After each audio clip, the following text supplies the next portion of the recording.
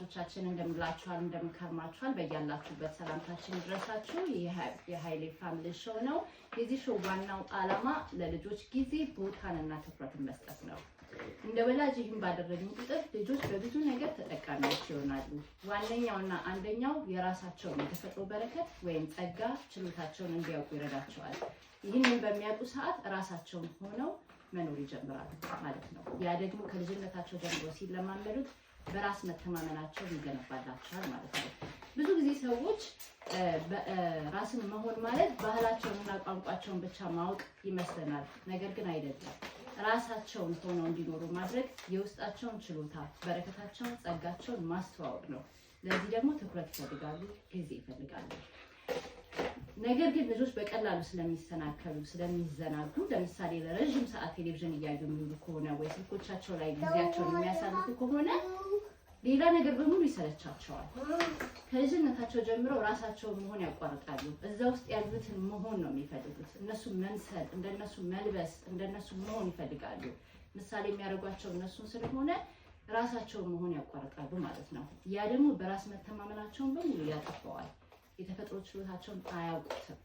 ስለዚህ እንደ ወላጅ ከብዙ ነገር ተቀናንሶ ቢያንስ ለ30 ደቂቃ ራሳቸው ላይ እንዲያተኩሩና የሚሰማቸውን የሚያልሙትን የሚፈልጉትን በስርዝም ይሁን በድልዝ በሰረዝ ወይ ደግሞ በሆነ በስዕል እንዲያወጡት ማድረግ፣ ራሳቸውን እንዲያውቁ ያላቸውን ችሎታ እንዲያውቁት ማድረግ። ይሄ ከልጅነታቸው ጀምሮ በየጊዜው ሊደረግ የሚገባ ነገር ነው። አንድ ጊዜ ብቻ አድርገን የምንተወው አይደለም። ይህንን በየጊዜው ሲያደርጉ በራስ መተማመናቸው በደንብ ይገነባል። ልጆቻችን የነገ ተስፋዎቻችን ብቻ ሳይሆኑ የዛሬ ትምህርት ቤቶቻችን ናቸው። ነገ ማህበረሰባቸውን በቀናነት፣ በበጎነት፣ በኩል በሙሉ ጉልበት እንዲያገለግሉ ካሁኑ ዋጋ ልንከፍልላቸው ይገባል። ያ ደግሞ ትልቁ ዋነኛው ትኩረት መስጠት ነው። ስለዚህ ትኩረት በሰጠናቸው ቁጥር ብዙ እንማርባቸዋለን፣ ብዙ ያስተምሩናል።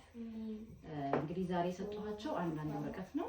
እዛ ላይ የሚፈልጉትን ነገር በስዕል መልክም በጽሁፍ በፈለጉት መንገድ ያስቀምጡታል። ያላቸውን ችሎታ ምን እንደሆነ የሚመኙት፣ የሚያስቡት፣ የሚፈልጉትን ያስቀምጣሉ ማለት ነው። ያ ራሳቸውን እንዲያውቁ ይረዳቸዋል። ሌላው የልጆቻችንን በረከት አናናቀው፣ አንጥላባቸው።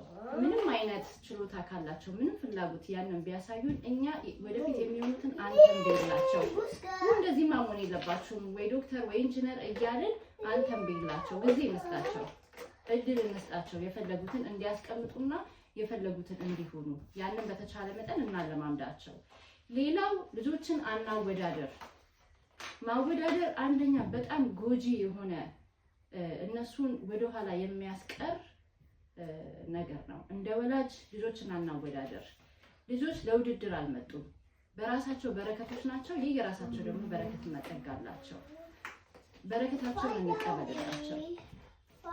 ባወዳደርናቸው ቁጥር ግን ራሳቸውን እንዲኖሩ ሳይሆን የምናረጋቸው ሌላውን መስለው እንዲኖሩ ነው የምናረጋቸው። ለዛ ነው የምንገፋፋቸው እና ልጆችን አናወዳደር። አሁን ለሁሉም ሰጥቻቸዋለሁ። ምን እንደሚያስቡ፣ ምን እንደሚያልሙ፣ ምን እንደሚፈልጉ ወይ አሁን ጭንቅላታቸው ውስጥ ያለውን ነገር ከራሳቸው ጋር እንዲተዋወቁ ይረዳቸዋል ማለት ነው። እንደነገርኳችሁ ይሄ በየጊዜው ይደረጋል። በራስ መተማመናቸው በደንብ ይገነባል። ከአፍታ ቆይታ በኋላ እንመለሳለን። ያደረጉትን ራሳቸው ያሳዩናል፣ ያስረዱናል ማለት ነው። መልካም ቆይታ።